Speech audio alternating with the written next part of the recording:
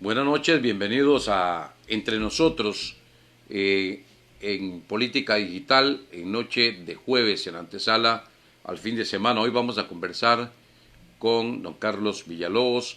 El próximo sábado, pasado mañana, será la Asamblea Provincial del Partido de Liberación Nacional y ese es el tema del cual conversaremos, del proceso interno que vive Liberación Nacional. Don Carlos Alberto Villalobos Arias es el hijo de don Elí Villalobos Quirós y de doña Vilma Arias Palma. Nació el 2 de abril de 1955 en Ciudad Quesada, tiene 66 años de edad, es padre de dos hijos, fue viceministro de Desarrollo Social de 1994 a 1998, diputado de la República de 1998 al 2002 y en el segundo gobierno de Óscar Arias volvió a ser también viceministro y con él vamos a conversar en los próximos 60 minutos del Partido de Liberación Nacional. Don Carlos, agradecerle que nos acompañe esta noche. No, muchas gracias a usted, Andrés, por la oportunidad de conversar con todos los televidentes de su programa y los radioescuchas. Es un placer estar aquí de nuevo, participando de nuevo en una campaña política que algunos en el sector productivo hemos llamado la recuperación del país. La recuperación de Costa Rica sería el gran reto después de lo que hemos vivido, la crisis que hemos estado viviendo en los últimos años. Don Carlos, el tema de Liberación Nacional, bueno, usted se sabe muy bien que es muy afín y muy cercano al hoy candidato del Partido de Liberación Nacional, José María Figueres. ¿Cree que es el candidato idóneo para poder gobernar este país, tomando en cuenta el desgobierno que hemos tenido? Mire, en los últimos años hemos visto una cantidad de candidatos y aspirantes a la presidencia hablando de todas las soluciones que requiere el país en los diferentes campos con respecto a los problemas que se presentan día a día. Y lo cierto es que no hemos logrado la respuesta que se requiere para solventar y dar solución a los problemas que tiene el país. Y eso pasa por tener buenas intenciones, pero no tener ni la capacidad, ni la experiencia, ni el conocimiento para poder tomar decisiones y ejecutar los programas que vengan realmente a dar una solución a la problemática que está viviendo Costa Rica hoy en día. Es un país que se ha venido entrabando, que se ha venido llenando de leyes y de reglamentos que prácticamente impiden la producción nacional con agilidad y con fortaleza. Hoy para todo es ir a pedir permisos, trámites, se los dan cuando usted ya no puede hacer la inversión, no puede trabajar. Y yo creo que entonces el país requiere un candidato como José María Figueres, que sepa tomar decisiones, que conoce el mundo, que ya conoció lo que es gobernar y también en momentos muy difíciles, que sabe hacia dónde deberíamos de ir con una nueva visión país. Y yo creo que eso marcará la diferencia entre José María Figueres y el resto de los candidatos. La experiencia, el conocimiento, la capacidad para tomar decisiones y la capacidad para rodearse de un buen equipo que lo acompañe en esas decisiones, además de conocer ya toda la problemática que vive nuestro país, principalmente en los temas de pobreza, de generación de empleo y falta de fuentes productivas, básicamente. Yo creo que por ahí José María Figueres tiene una gran ventaja con respecto al resto de los candidatos. Para Mariana Chan, el saludo especial, dice saludos a ambos de parte de Olga Benavides. Doña Olga Benavides, el saludo especial. Hay una situación importante, don Carlos, usted tiene ya experiencia siendo parte de los gobiernos. Para usted no es nuevo el tema de gobierno, poder desde analizar hasta poder decir, bueno, está bien, qué no está bien. Y eso es importante. Usted fue diputado del 94 del 98 al 2002. Así es. Fue en el mismo tiempo de don Rigo Abarca, entonces. También. Sí, en el mismo tiempo de don Rigo Abarca. ¿Le gustaría regresar a la Asamblea Legislativa? Creo que podríamos hacer una labor importante. Hay temas que aún están pendientes, que desde aquel momento quisimos resolver. Por falta de tiempo y por situación política no se logró. Pero hay cosas pendientes que sí me gustaría poder ayudar a resolverlas y que tienen que ver no solo con el Cantón de San Carlos, sino además con la región norte y con algunas regiones del país. ¿Pretenderá en esta ocasión ser candidato a diputado para esta zona norte, que ya usted conoce bien, a la cual ya usted representó una vez? Bueno, si se dan las posibilidades, es posible que sí vayamos a estar aspirando. No, en este momento no tenemos toda la claridad para dar ese paso, pero bueno, después del sábado de las asambleas provinciales comenzarán a caminar el proceso hacia la elección de los candidatos a diputados y bueno, ahí veremos nuestra participación. Irá una papeleta única que se presentará en la asamblea provincial de este sábado, perdón, este domingo no este sábado, el sábado, que se presentará para ser delegados nacionales.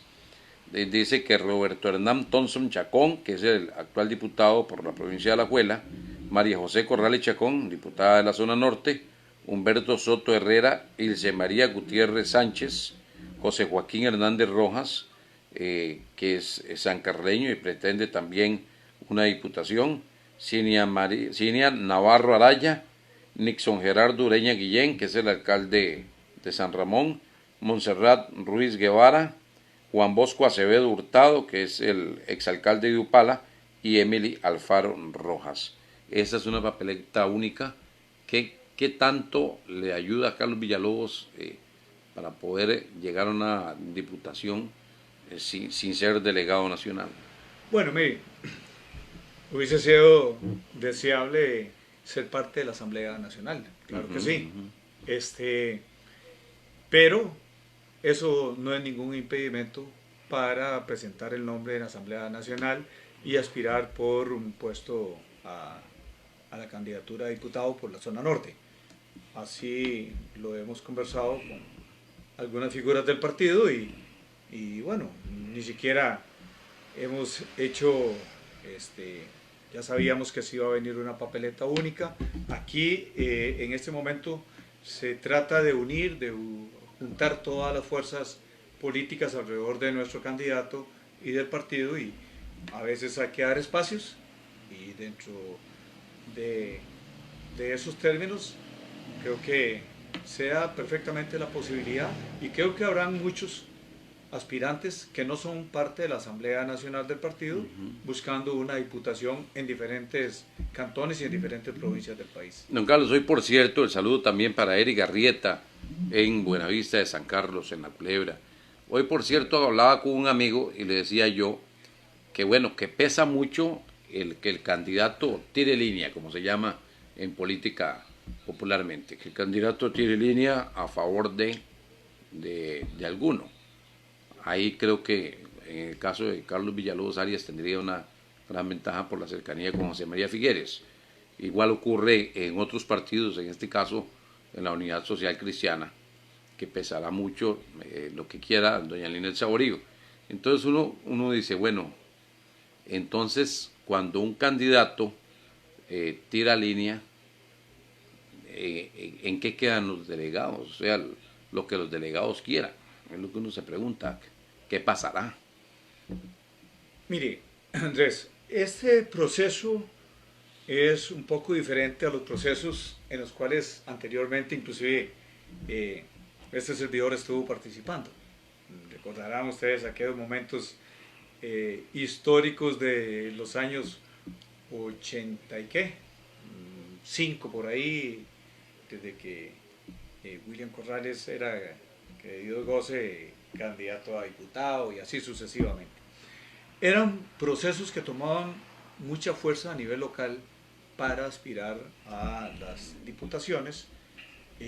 Eso ha cambiado mucho, pero en el caso de nuestra participación aquí a nivel local para elegir y llevar el proceso de la convención adelante,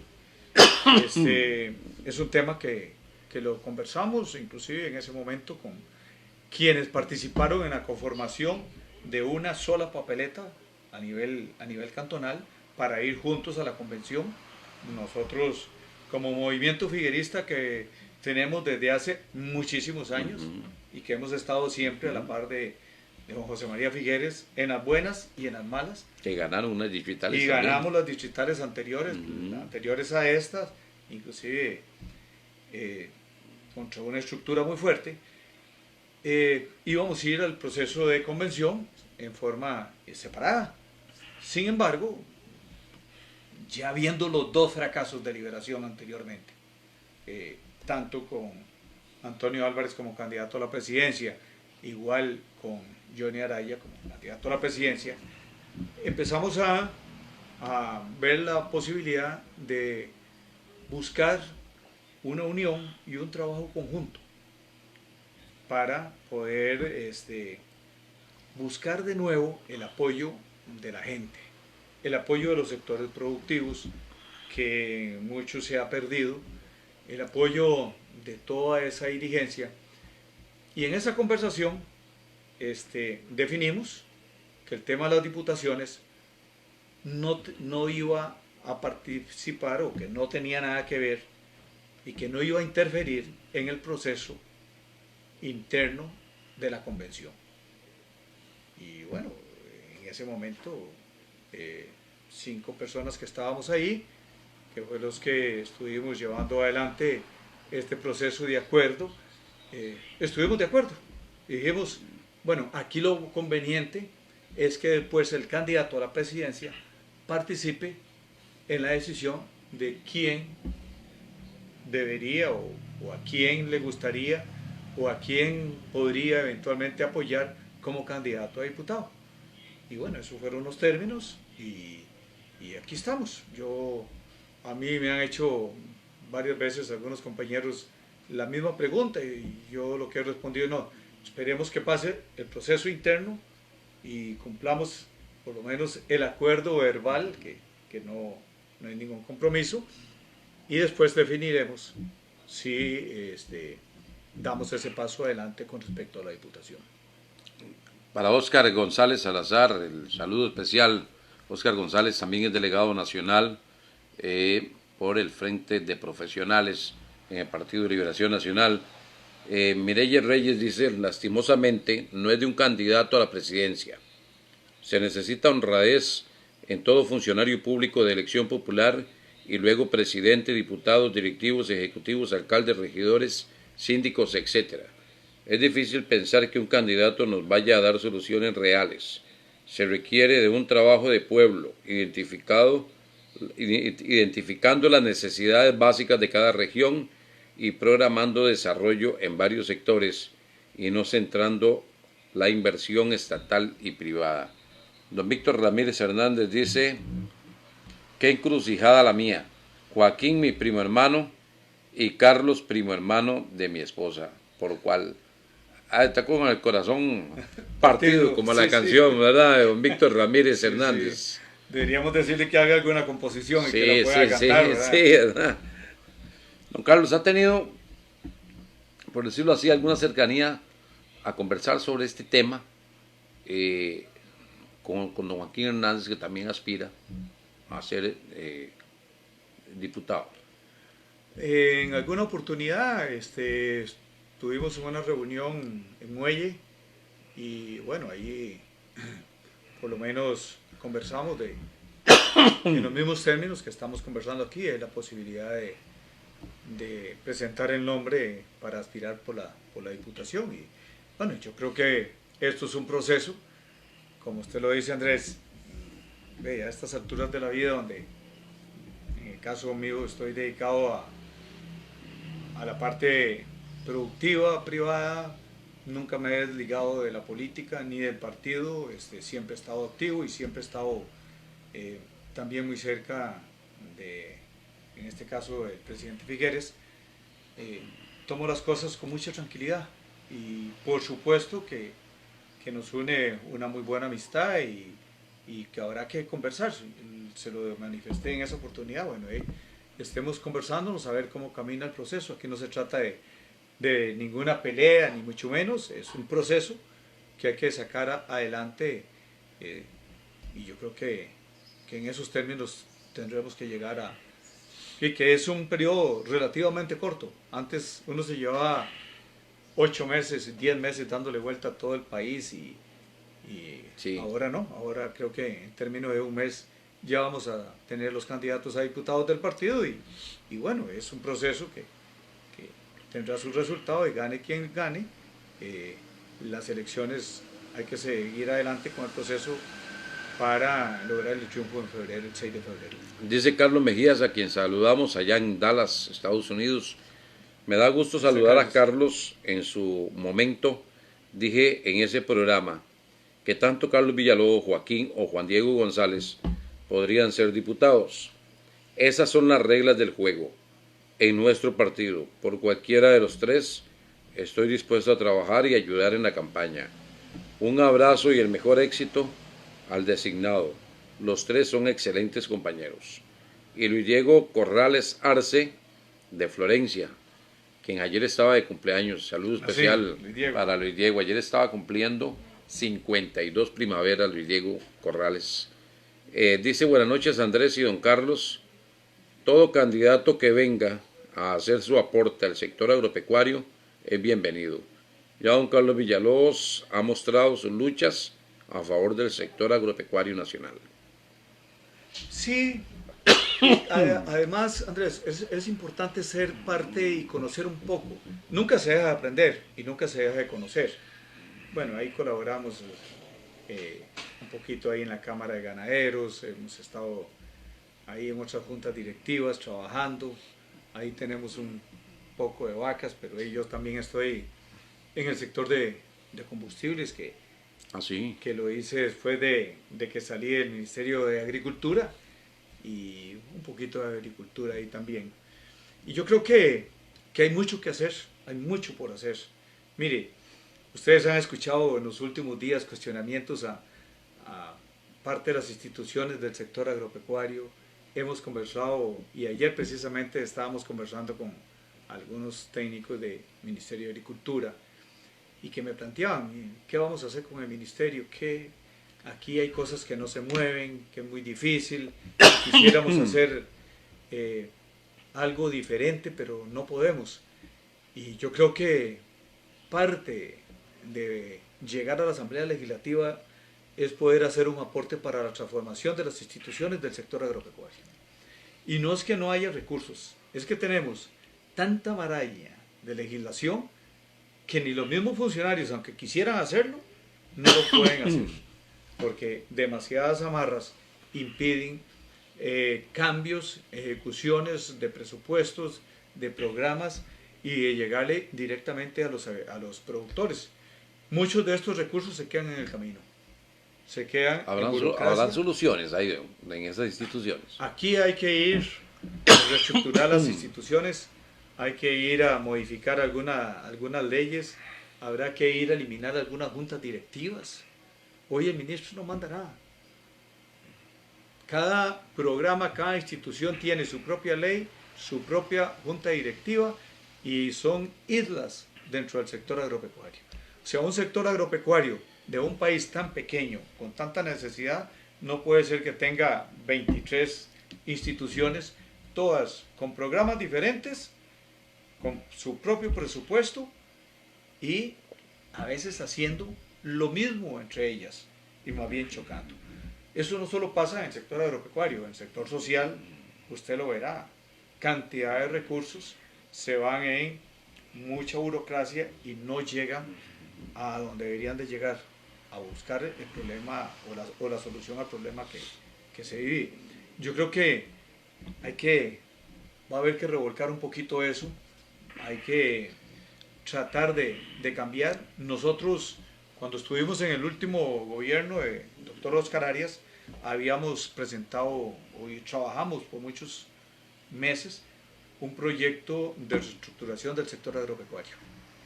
En este momento se está retomando, ya se retomó, inclusive con organizaciones como la Cámara de Agricultura.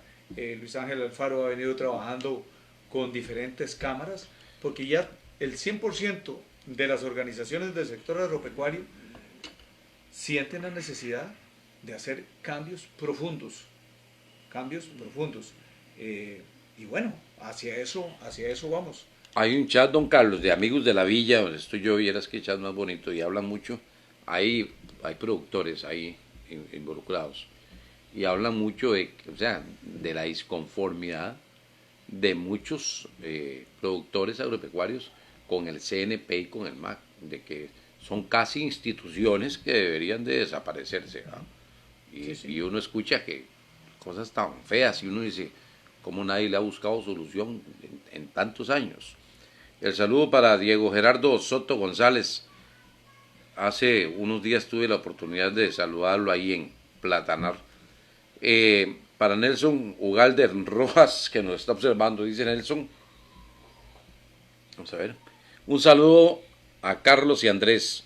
Muchos éxitos. Ocupamos gente muy buena en la asamblea. Que sea cercano a la gente y escuche mucho.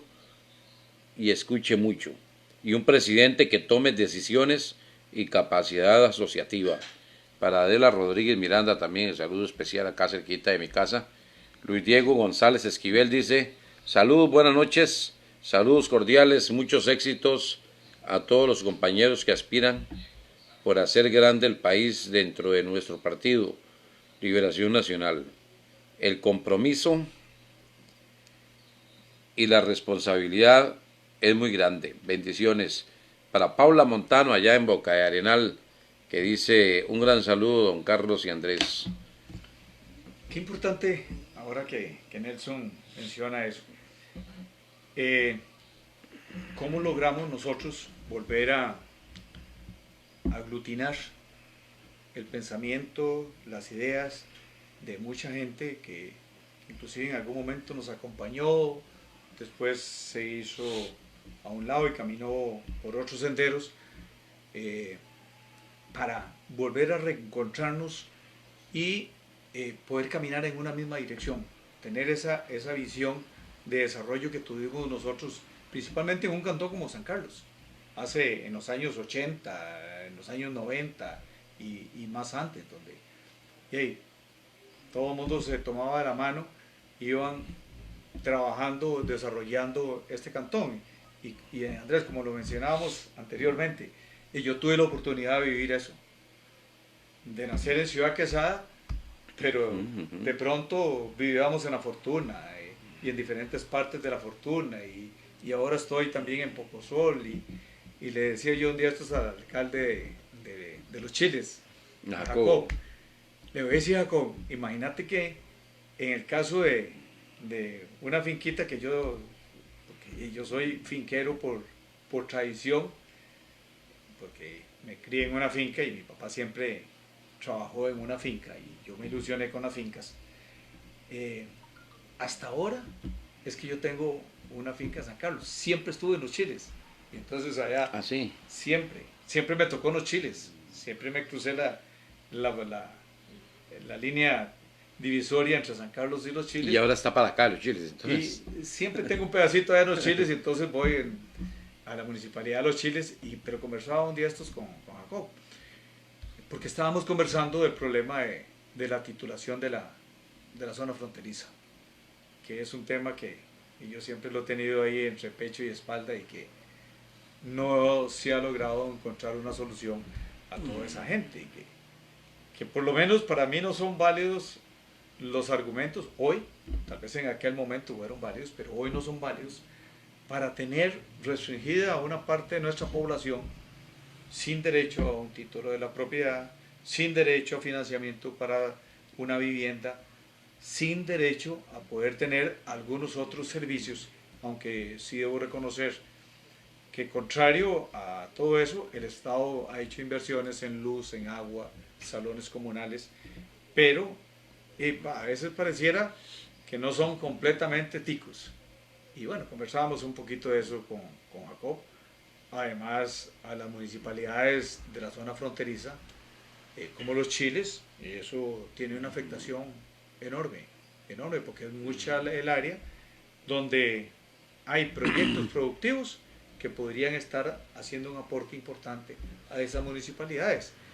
Y hace algunos años, cuando era el IDA o el IDCO quien regía y manejaba toda esa zona, por lo menos daba las concesiones y la gente tenía alguna posibilidad de ir al banco y hacer algunos trámites.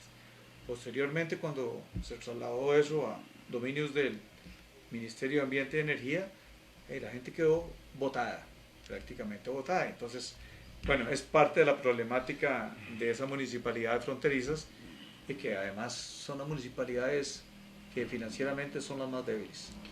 El saludo especial para doña Felicia González Cruz, que nos está observando. Para Marlene Saravalli Rojas, allá en Cartago, dice Andrés, buenas noches, saludos a don Carlos, a doña Marlene Saravalli, ella es de parte de ese chat de Amigos de la Villa. Don Carlos, qué curioso que ese tema, del tema agrícola, ahora que estamos hablando, hay mucha gente involucrada en política que tienen fincas. Por ejemplo, Jacobo Guillén y su hermano Danilo Guillén, un buen amigo mío. Es gente que también les gusta el campo y tienen finca. Aquí hay por la Asamblea Legislativa han pasado muchos diputados que también han tenido y tienen fincas y que no le busquen una solución a estas situaciones siendo parte de eso porque son dueños de finca y son productores. No es que tienen una finca para ir de paseo, no. Son gente que produce. Productores. Sí, si usted llega, por ejemplo, a pueblos como Santa Fe de los Chiles, y la piña llega exactamente donde empieza la trocha. Y del otro lado de la trocha está el mojón fronterizo. Todo eso está cultivado. Y si no es piña, era arroz, frijoles, que ha venido a menos en los últimos años, pero ahí hay yuca, todo tipo de raíces y tubérculos, y si no hay ganadería. Son fincas productivas. Y son fincas que tienen 50 años de producir, o a lo mejor más. Y yo creo que después de hacer una inversión como la trocha, a pesar de los deslices que tuvo, de hacer una inversión en algunos casos por parte del ICE, pero Copelesca llegó a la otra parte de la frontera con electricidad para ayudarle a esa gente, salones comunales, escuelas y todo. Y seguirse negando a que esa gente tenga derecho a una escritura es lo más irracional y lo más ilógico. O sea, las fronteras en otros países desarrollados son zonas de comercio y son franjas de desarrollo. Son franjas de desarrollo. Los países europeos desarrollaron sus fronteras a través del comercio y hicieron ciudades en las puras fronteras. Bueno, nosotros tenemos ahí aislado 2 kilómetros en tierra de nadie que alguna gente efectivamente está produciendo, pero es muy difícil producir porque la gente que produce ahí es porque tiene otros bienes fuera de la zona esa para poder responder la inversión que hacen esas fincas. El saludo para William Jara Parra, que dice un abrazo macizo para Carlitos, de este poeta que le aprecia, y otro para vos, Andrés. William Jara Parra, para él el saludo especial también en Florencia, sí. Vecino de don Carlos. Así dice es. Carlos Mejías, Carlos, antes no escuché muy bien. Entonces sos candidato a diputado por San Carlos. ¿Tendrá la ayuda del señor Figueres o cómo es la cuestión? Yo de eso sé muy poco, a ver si me explica. Pues yo creo que Carlos sabe más que cualquiera de nosotros de eso. Sí. Y perfectamente creo que ha entendido, pero bueno, quiere que se lo refirme.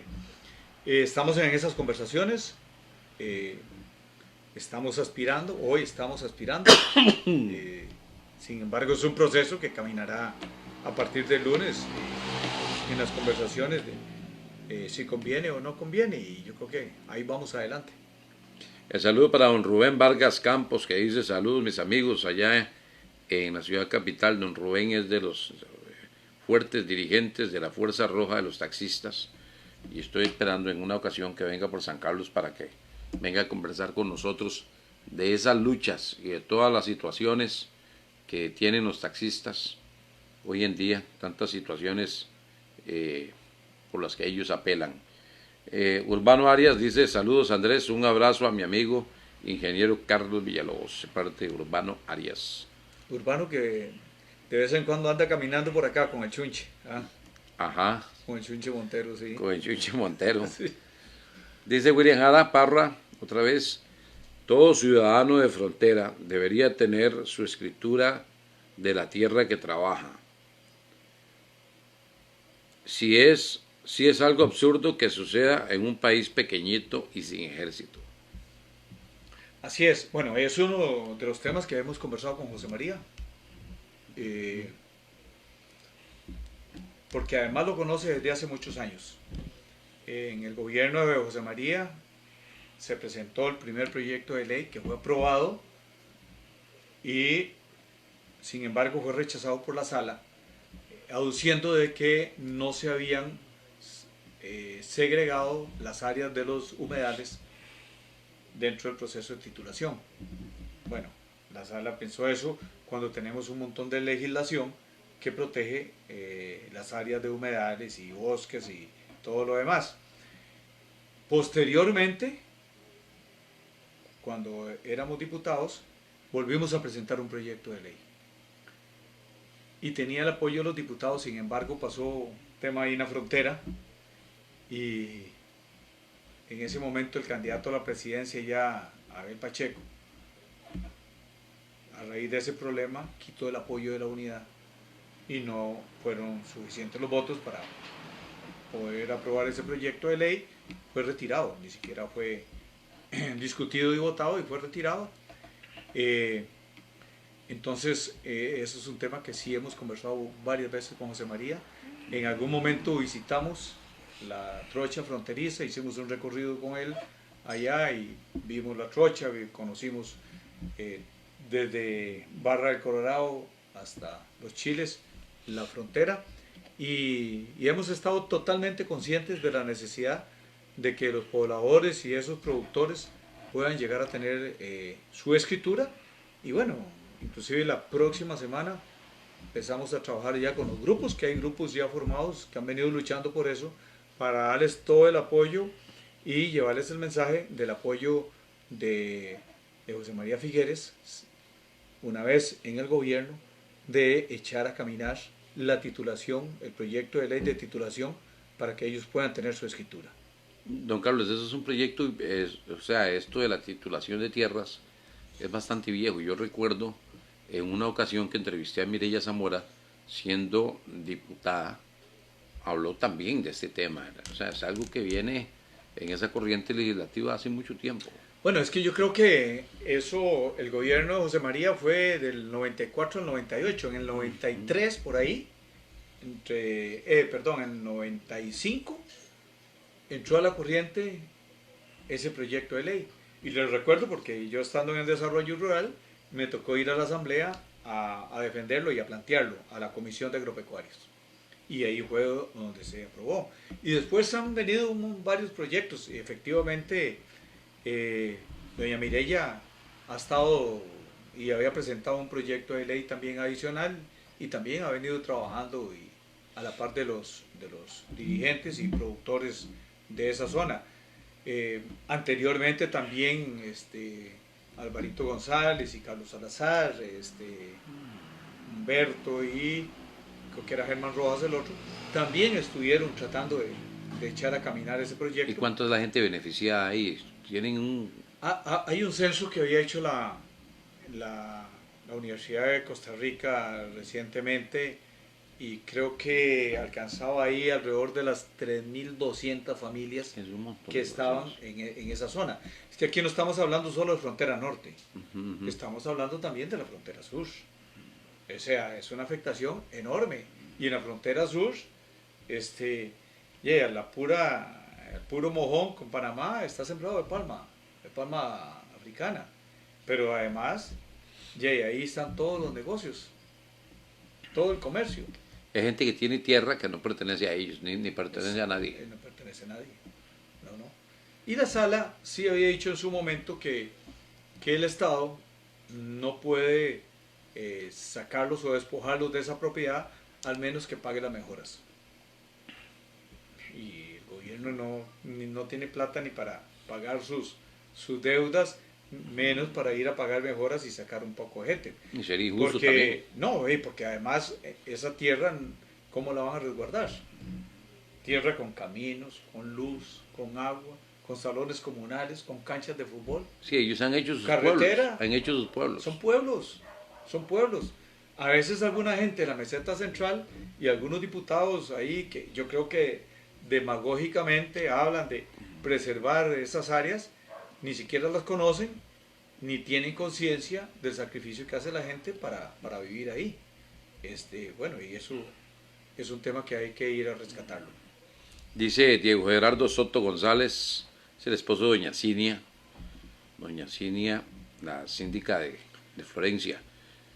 Con respecto al CNP, a los productores les quedó del TLC un mercado de 380 millones con los países. Con los países sería un gran error cerrarlo y el semillero que tienen de maíz y frijoles, lo que ocupa el CNP es la modernización tecnológica y que el gobierno deposite contraentrega para que el CNP pueda ayudar al productor. El CNP es un tema que se las trae y yo creo que, vamos a ver, tiene un par de programas que habría que rescatarlos. Hay que inyectarles recursos. El PAI es un tema que usted debería tomarlo, debería reorientarlo, debería refinanciarlo, porque, y además, al reorientarlo significa que no puede el CNP estar comprando productos que no vengan de los agricultores y de las organizaciones de los agricultores. A mí me parece que no se vale que haya grandes cadenas transnacionales importando producto barato para venderlo caro, que a veces sucede. Cuando nosotros llegamos al gobierno en el 2006 de Óscar Arias, el PAI le compraba el 80% de los productos que distribuían las instituciones a cadenas transnacionales. No se los compraba a los productores. Ni siquiera el café. Ni siquiera el café, que tenemos muchas empresas privadas produciendo excelente café, que exportan excelente café. Bueno, ni siquiera a ellas se les compraba. Porque además, y una forma de no comprarles es pagándoles a 60 días. ¿Quién ha dicho que los productores aguantan un crédito y que tienen que financiar al país a 60 días? Eso lo aguanta una cadena transnacional y lo hace para después adueñarse de ese mercado. O un productor ya de mucho poder adquisitivo. Muy grande, mucho poder económico. Pero las organizaciones de pequeños y medianos productores no aguantan un crédito de 60 días. Y esas son las cosas que hay que reformar en el CNP. Algunas actividades como maíz prácticamente ya se perdió casi que hasta la cultura. Aquí tenemos 20 años de no sembrar maíz. Hasta la cultura. Sí, comemos tortillas, pero el 100% es maíz importado. Y bueno, Los frijoles todavía nos quedan en la zona sur y en la zona norte, pero el frijol no lo pueden tener ahí 2 o 3 meses guardado los productores. Si el CNP no se los compra inmediatamente, se los paga y los procesa y los distribuye, es un negocio que no le va a generar ganancias a ellos. Además de las inclemencias del tiempo ahora, todo lo que es el cambio climático. Pero entonces son instituciones que no pueden seguir haciendo lo más de lo mismo de lo que están haciendo, ni el MAC, ni el CNP, ni el INDER, SENARA, SENASA y fitosanitario. O sea, es que son muchas. Incopesca. O sea, yo seguro que me he vuelto hasta peleón, pero yo no consigo de que muchos, y no todos, pero muchos de los grandes pescadores o de los pescadores tengan combustible exonerado para andar vendiendo por todo lado y no lo usan para pescar. Entonces ahí tenemos grandes pérdidas, grandes fugas de dinero que tenemos que ver cómo vamos a solventar y a reorientar un poco el papel de estas instituciones para que se dediquen a hacer realmente lo que deberían estar haciendo, ayudando a los pequeños y medianos y sacándolos de ese nivel, como se hacía aquí, como lo hacía Daniel Oduber en aquellos años, que por cierto, ayer estuvimos recordando sus 100 años de nacimiento. Ayer cumplía 100 años, ¿sí? Sí, pero, y decía José María que recordaba en el gobierno de Daniel repartiendo semilla de frijol con Sergio Quirós, acompañando a Sergio Quirós, que en ese momento era el presidente ejecutivo del CNP, y comprando todas las cosechas. En ese momento existían los estancos para hacer la distribución ya al consumidor final. Pero bueno, los tiempos han cambiado y las instituciones no han cambiado. Y ahí hay que trabajar. Don Carlos, otros dos temas que quisiera comentar con usted antes de que se nos termine este espacio. Usted en la actualidad es el presidente de la Cámara Nacional de Expendedores de Combustibles. Vicepresidente. Vicepresidente. Una situación gravísima con el tema de los combustibles que vive este país, donde vienen aumentos tras aumentos y ese elefante blanco que no para de pedir aumentos, que es Recope. ¿Qué piensan los que venden combustible de estas situaciones? Vamos a leer antes a Luis Diego Corrales Arce. Dice: la ley sobre la milla fronteriza ya no es necesaria. Es importante modificar la constitución política para que todos puedan ser dueños legales de esas tierras que por años han cuidado y las pusieron a producir. La mejor vigilancia que puede tener Costa Rica en su milla fronteriza son los mismos vecinos que la habitan. Nelson Ugalde Rojas dice: y el maíz por las nubes, el precio. También. Esa es otra. Sí, concentrados carísimos. Pero nada más quiero referirme a eso de Luis Diego. Ajá. Yo soy de la tesis y así le hemos estado conversando, que ahí lo que cabe tal vez no es ir a hacer una nueva ley, sino más bien derogar la ley que se aprobó en ese momento y que inhibió la titulación de esa zona. Porque esa zona en algunas partes es tierra de nadie y es tierra de cualquiera menos de ticos. Ahí entran y salen. También. Y bueno, yo no sé si ustedes estuvieron informándose hace como unos 22 días, un mes, de que entraba gente, se apropiaba de terreno, comenzaba a dividirlo y a vender lotes. Y pedía, hasta eso. Con la gente que viene del otro lado también. Y vendían y listo, y él vende. Y entonces es un comercio ilegal ahí de tierra y las autoridades nuestras no hacen nada.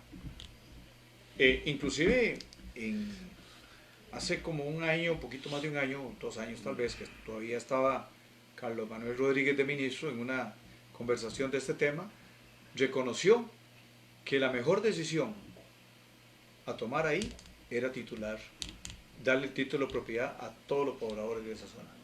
Y se lo hizo saber a algunos funcionarios del MINAET y decirle, y les digo, mira, eso así es, así, si se da, siendo el ministro, estaría de acuerdo y apoyaría el proyecto de ley. Pero efectivamente, ahí, para salvaguardar esa zona, lo mejor es que la gente que posee tierras ahí pueda tener su título y que cuide toda la franja fronteriza. Retomando el tema que le estábamos poniendo, Ajá. ¿qué piensa un empresario que vende combustible sobre este tema de Recope y los aumentos desmedidos que se viven diariamente? Miren, este es un tema complicado, el tema de los combustibles. Nosotros así se lo hicimos ver al ministro, los ministros que han tenido que ver en este tema. Anteriormente era el ministro que representaba el sector productivo, ministro de Ambiente y Energía, pero realmente los ministros en el MINAET han sido ministros del ambiente. Este país no tiene un rector del sector energético, no hay. Y entonces es un tema que mantienen votado. Inclusive, teniendo un puesto en la junta directiva de Recope, lo que nos han dicho la administración de Recope es que no llegan, no participan. Por muchas razones, una puede ser el tiempo, pero lo cierto es que el sector energético está votado. Entonces, obviamente Recope es una isla, la ARECEP, que es un tema también a abordar, es simplemente es un tomador de precios de Recope y le hace un trámite para aprobarlos y lo aprueba sin ningún problema, con una afectación obviamente para todo el mundo. Es que no es solo el consumidor final, no es solo usted cuando va a poner combustible, nosotros somos grandemente afectados, porque la gente... Es que por eso le digo, uno cree que usted dice, bueno, la ARECEP es un tomador. Yo creo que la ARECEP lo que es un complaciente Recope. Bueno, cuando es tomador de precio, automáticamente es complaciente, porque ni siquiera está cuestionando. No. Ni hay audiencias públicas, ni hay nada de eso como ocurre en otras cosas. Nada de la fórmula. Nosotros hoy tenemos un contencioso donde estamos peleando y que ya lo han ganado otros países por el tema de temperatura, por ejemplo. Porque Recope es un tema medio complicado porque es muy técnico. Compra el combustible puesto en Moín a 15 grados. Nos lo vende a nosotros en la garita a 25 grados y a mí me llega aquí a 30 grados. Bueno, eso lo que significa... En todo ese trayecto le sube precio. En todo ese trayecto, lo que ha hecho Recope es ganar por temperatura de 15 a 30. Eso, en realidad, quien lo pierde es el consumidor final. Claro. Porque cuando nosotros lo compramos, por ejemplo, en garita ya está a 25. Y entonces la diferencia de 5 o de 3, pues no es tanto. Pero eso es un chorrito de dinero que tiene Recope y que no se sabe para dónde se va. Si se va para los sindicatos, si se va para inversión, si se va para todo eso. Pero además, con el aumento del precio, porque en algo creo que sí hace bien Recope es en la compra internacional, porque ya tiene mucha experiencia, porque compran en el Golfo de México y ha jugado bastante bien con eso.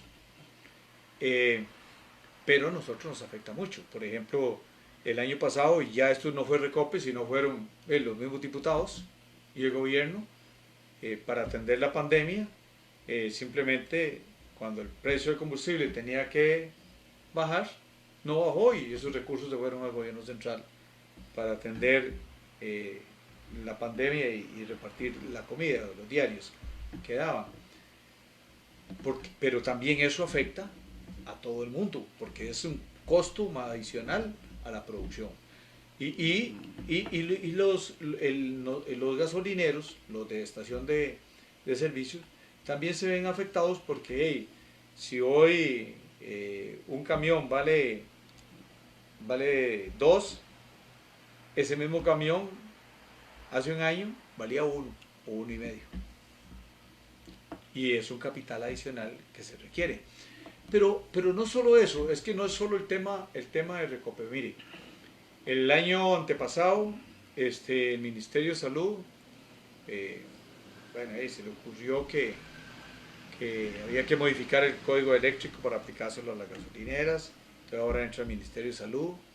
La RECEP, ahora ya no solo la Universidad de Costa Rica hace inspecciones, sino que ahora además contrata a los bomberos y además llegan ellos. Llega el MINAET, que es el ente rector, la Dirección de Hidrocarburos, a hacer inspecciones. Entonces, lo mismo, en todos los sectores es lo mismo. Cantidad de instituciones repitiendo las mismas funciones con un costo altísimo. Pero ese costo va al precio del combustible. Va directamente al costo del combustible. Y entonces el consumidor final es el que lo paga. Sí, y el consumidor final no es solo uno que sale a dar unas vueltas en el carro, hay industria. Hay industria que trabaja con combustible. La gente que se monta en un taxi, la gente que usa un bus, etcétera, y todo el mundo. Y las tarifas de los buses van para arriba. Y claro, y entonces es un tema complicado, pero bueno, no hay un ente rector que regule y que esté poniendo la atención a los temas energéticos. Otro tema, don Carlos. Hace unos días leía en San Carlos Digital. Yo soy muy lector de San Carlos Digital y estaba viendo una de las notas de San Carlos Digital que nos decía que la gente, los habitantes de La Fortuna, quieren que Fortuna sea cantón. Si usted fuera diputado, porque eso le tocará a la Asamblea Legislativa definirlo, como se lo llegó a hacer con Río Cuarto, como lo hizo con Monteverde hace unos días, ¿cree usted que sería conveniente que La Fortuna sea cantón?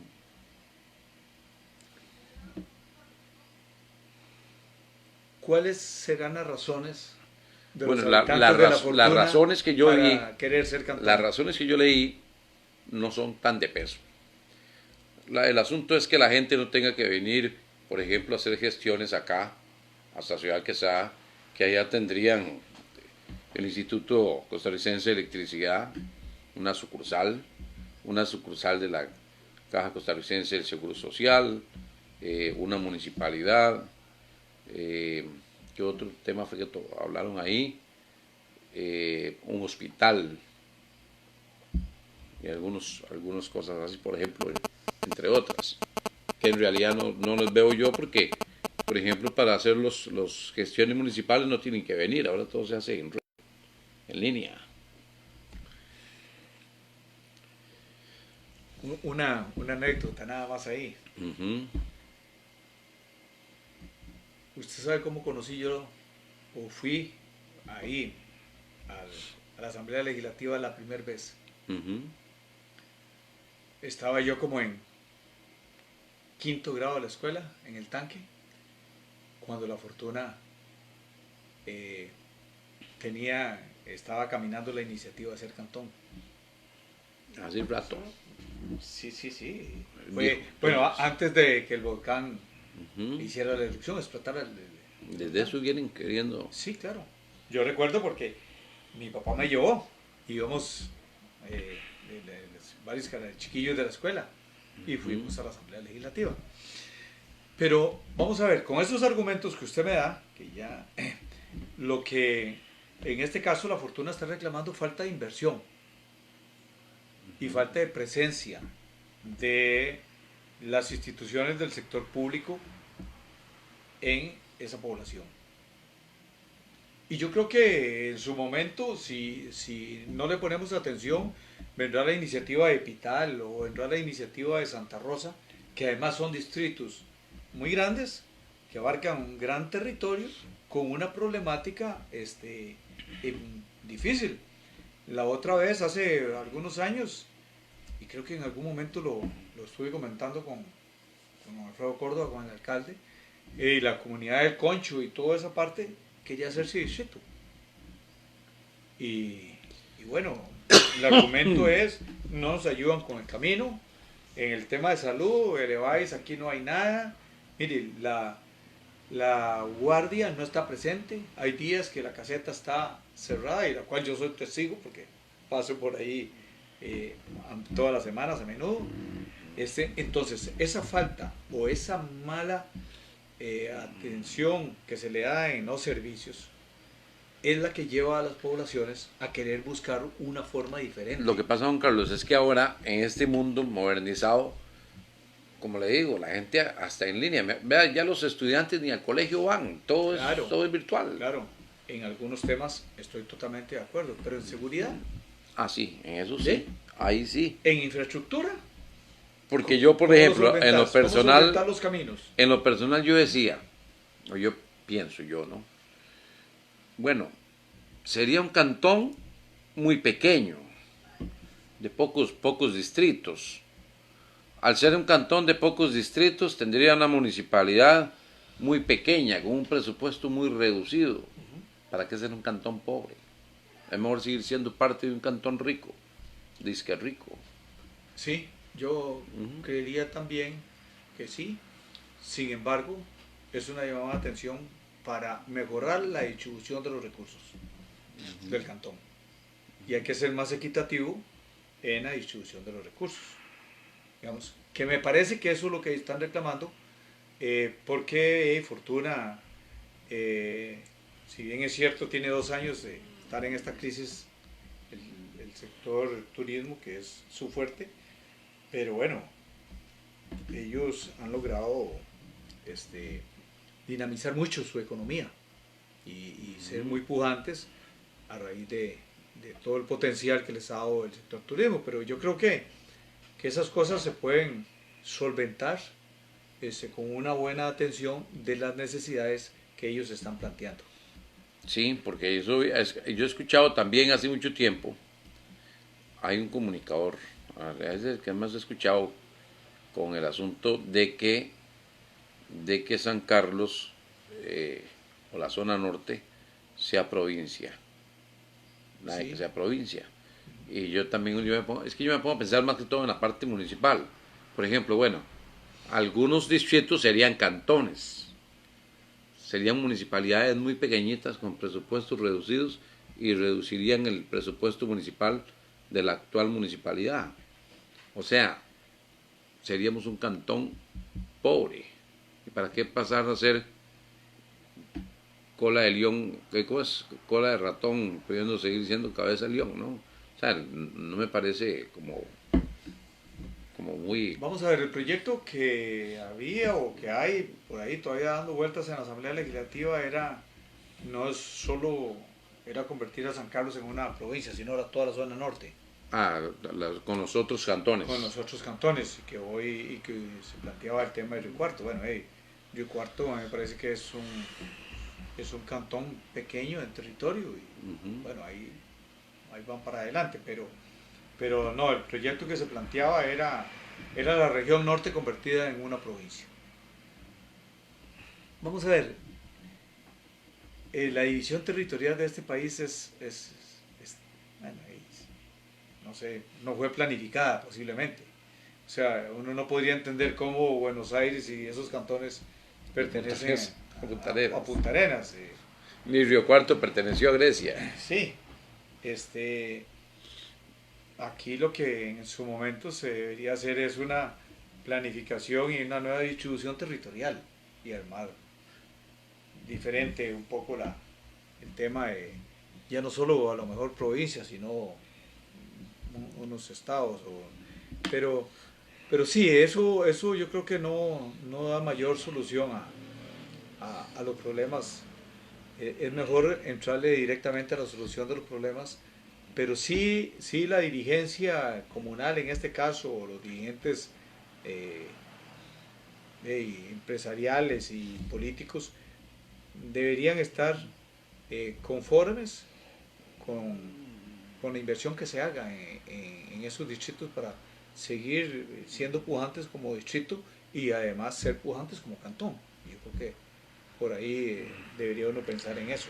Don Carlos, ya en el cierre de ese programa, retomando un poco el tema, en los últimos minutos, el tema de lo que se viene, ese proceso dentro de Liberación Nacional.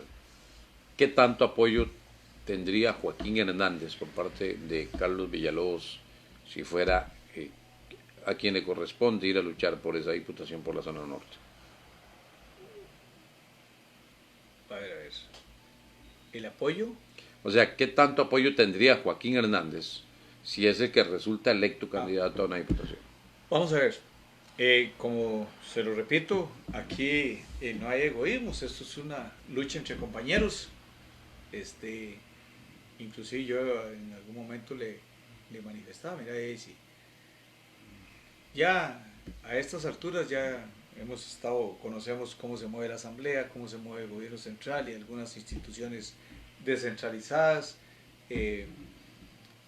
sabemos y conocemos algunos temas pendientes que quisiéramos ir a resolver, pero bueno, si no se puede, no se puede, y aquí la idea es trabajar en equipo, o sea, es trabajar en equipo porque el objetivo primordial es ganar las elecciones con José María Figueres. Yo sí estoy convencido y estoy seguro de que es el mejor candidato y sería un excelente presidente con un buen equipo para resolver problemas que hemos venido arrastrando desde hace bastante tiempo. Entonces, aquí hay un objetivo central que es tener a José María Figueres como presidente de la República y poder avanzar en esa línea. Desde donde esté, esos temas que hemos conversado, el Cruzitas, sector agropecuario, titulación de la milla fronteriza, voy a seguir insistiendo y voy a seguir trabajando, esté dentro o esté fuera. Como repito, esperaría estar dentro, pero si no, del puesto, lugar o de la empresa privada donde esté, desde ahí voy a seguir ayudando y trabajando para que estos temas se puedan resolver. Me parece que ya son compromisos que uno adquiere y que son luchas que uno no debería de dar hasta poder resolver. Ve a José María Figueres en Zapote, sí. Sí, claro. Y creo que hoy no veo ninguna opción que uno podría decir, mira, es mejor. No la veo. Bueno, hoy Claudio Alpizar ya le dio el apoyo con su movimiento de Esperanza Nacional, que se llama, a José María Figueres.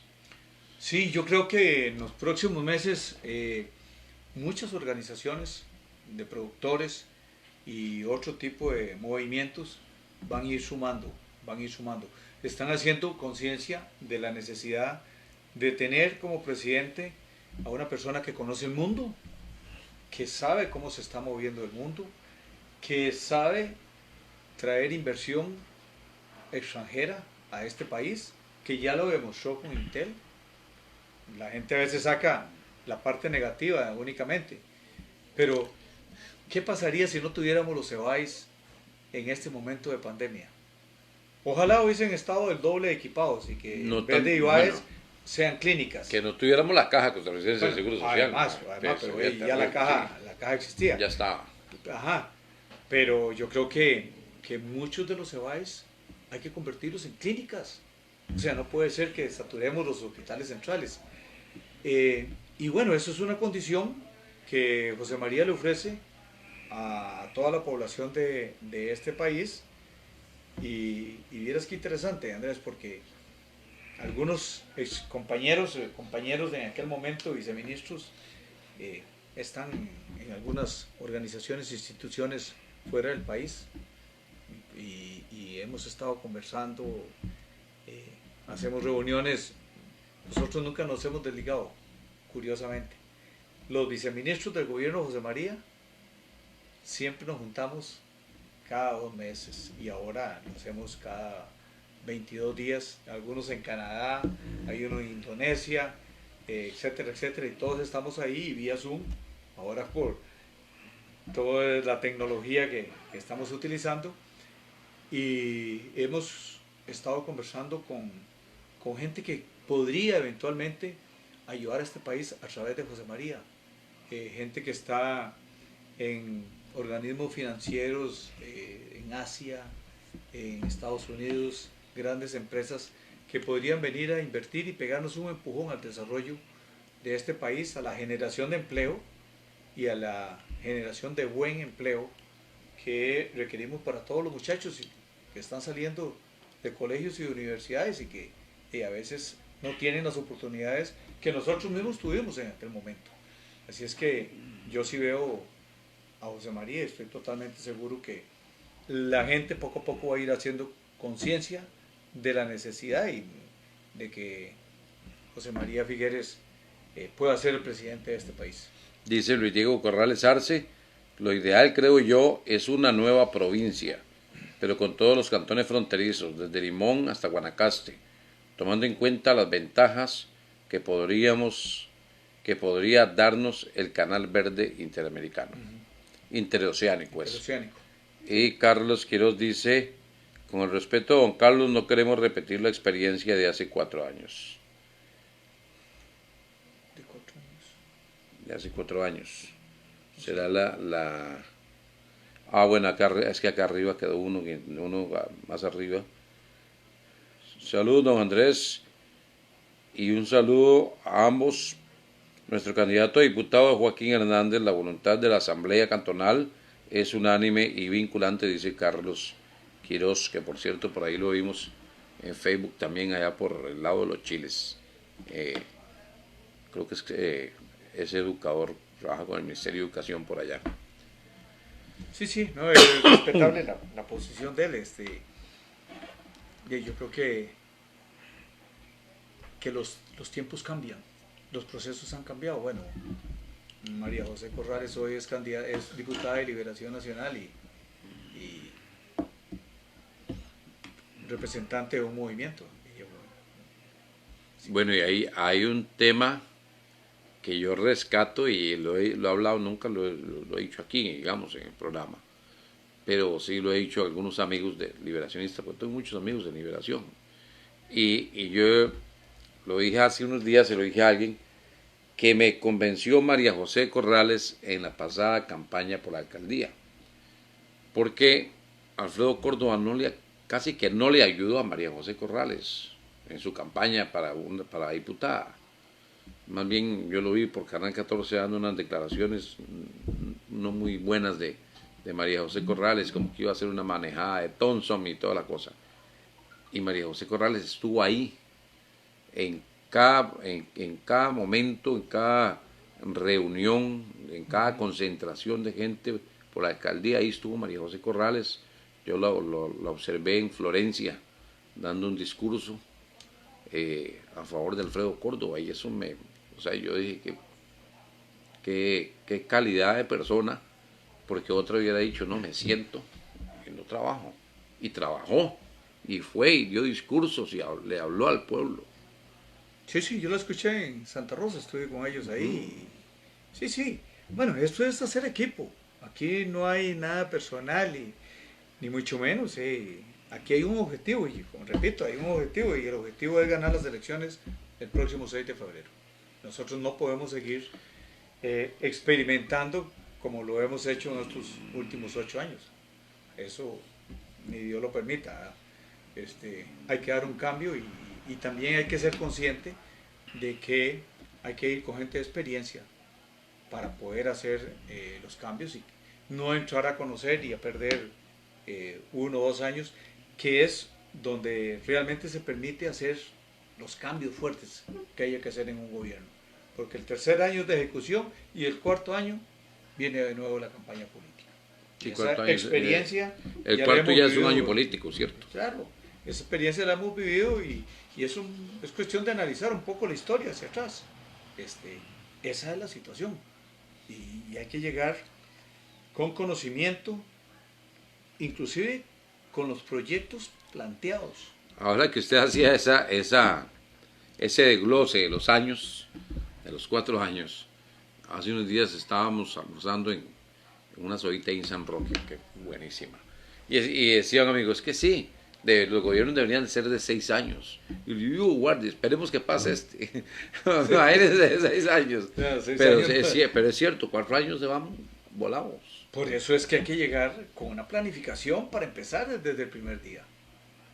Y eso es lo que nosotros no hemos hecho. Y en este gobierno que todo el mundo llega a aprender, va a terminar, estamos en campaña política y no han terminado de aprender. Y ese es el problema. Ese es el problema. Entonces, todo el mundo experimentando. Hace un par de meses, por ejemplo, estábamos nosotros, y como ahí pasamos metidos dentro del sector agropecuario, viendo los movimientos a lo interno del gobierno. La viceministra de Agricultura y Ganadería se trasladó como viceministra a Industria y Comercio. Y la Industria y Comercio la nombraron en el Ministerio de Agricultura. Y explíqueme eso. ¿Y por qué? ¿Fundamentado en qué? O sea, nadie se explica por qué ese cambio. Y obviamente llega, además, gente muy joven. Había estado 2, 3 años en el MEI, conociendo esa institución y empezando a trabajar, y la cambian de ministerio, totalmente diferente. Y la otra que estaba ahí también, la mandan al otro lado. Bueno, esas son las ocurrencias que pasan Seguro vive más cerca. en los gobiernos. Seguramente vive más cerca del Ministerio de Agricultura y Ganadería, Pues, entonces le toca menos viajar. pero esas ocurrencias, al final, dan al traste con los mismos programas que ya se vienen trabajando. Sí, Sí, claro, porque llega una claro. persona nueva A a ponerse al día. conocer y tal vez no le parece lo que la otra estaba haciendo y comienza a cambiar. Eso es como cambiar de caballo a medio río y con el río llenando. Bueno, eso pasa. Y en este gobierno pasado, todos los meses, y no se les hace mucha publicidad, pero lo interno se está dando. Entonces, Bueno, yo entrevisté y me gustó mucho. Vieras que lo que habló Wilmer Ramos en una entrevista que yo le hice antes de la convención de ellos. Y yo le pregunté, don Wilmer, ¿por qué si usted es tan capaz, con tanta trayectoria, tanto conocimiento en el tema económico, y siendo diputado de gobierno, por qué el presidente no lo escucha? Y él dice que no es diputado de gobierno, que él es diputado oficialista, pero no de gobierno porque este no es un gobierno PAC, sino un gobierno de unión nacional, y que los cercanos al presidente no son PAC. Son Enda Camacho, que no es PAC, Rodolfo Pisa, que no es PAC, y algunos otros que no son PAC. Andrés Entonces, Garnier, que no es un gobierno PAC, sí, es sí, un gobierno de unión nacional. sí. Que al final uno no sabe ni cómo se come eso. No. Porque ahí tiene los resultados. Sí. No, y lo extraño es que, por ejemplo, lo que me pareció extraño, es que don Wilmer Ramos nos diga casi al final del gobierno que no es un gobierno PAC, que es un gobierno de unión nacional. Entonces son cosas Sí, sí. extrañas, pero es lo que tenemos. Al final son excusas, ¿verdad? Sí, se podrían ver incluso como Son excusas. excusas. Don Carlos, agradecerle que nos acompañara esta noche, poder conversar, aparte del proceso que viene dentro del Partido de Liberación Nacional, de otros temas bastante interesantes que en realidad es bueno haberlos tocado y que la gente conozca de otras situaciones, aparte de la política, también de otras situaciones que tiene ese país. Sí, no, yo creo que, Andrés, es muy importante poder conversar y analizar todos estos temas. Son temas de mucha actualidad. Esto hoy cambia muy rápidamente. A veces uno se queda en el día a día y ahí se estanca, pero bueno, la política es es el arte de poder hacer cosas, de transformar cosas. Y yo creo que los que estamos en política, eh, de lo más importante es no solo plantear qué queremos hacer y qué podemos hacer, es hacerlo. Y nosotros tenemos casi que una cultura de decir que vamos a hacer y al final no se hace. Y yo creo que ahí es parte de los grandes cambios que tendríamos que hacer para poder volver a tener la confianza del pueblo. Y yo creo que hacia ahí vamos, lo hemos hablado mucho al interno de Liberación y con José María lo hemos conversado mucho. Y bueno, hay que hacer cosas para demostrarle a la gente que verdaderamente queremos cambiar las cosas. Nos encontramos mañana desde carnívoros, asados y barbecue, ahumados y barbecue más bien, allá 200 Norte del Hospital San Carlos, en un programa más, tema diferente, ya no es política, política seguirá siendo jueves, viernes otro tema diferente, y nos encontramos entonces el día de mañana. Que tengan un feliz descanso y esperemos saber qué resulta de esto que vive Liberación Nacional para poderlo conversar ya más adelante.